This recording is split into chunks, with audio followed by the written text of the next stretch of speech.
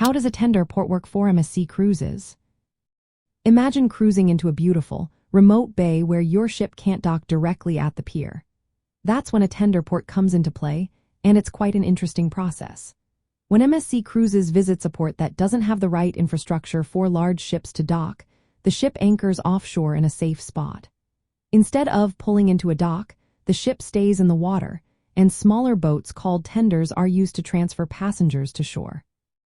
The process usually starts the night before or early on the day of arrival. Passengers receive a notice that the port will be a tender port. On the morning of arrival, you go to a designated area on the ship, often a specific deck like Deck 8 or a sports bar, to get a tender ticket. These tickets are numbered and help organize the boarding process, making sure everyone gets on smoothly without crowding.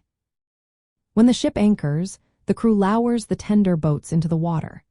These boats are sturdy and designed to carry groups of passengers safely.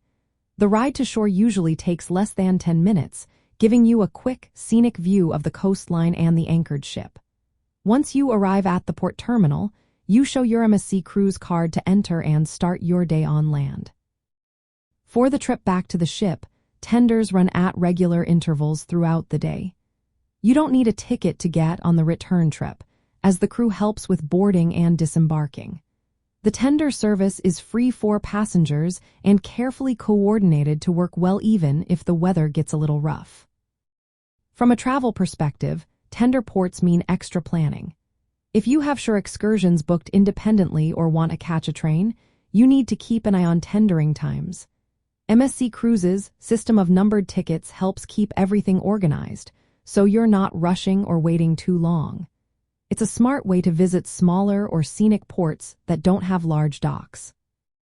In essence, MSC Cruises' tender port system involves anchoring offshore, issuing numbered tickets for orderly boarding, ferrying passengers in small boats to shore, and providing frequent return trips.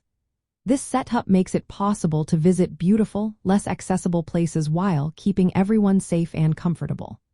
It's a clever way to expand your itinerary options and see more of the world, even when port facilities are limited.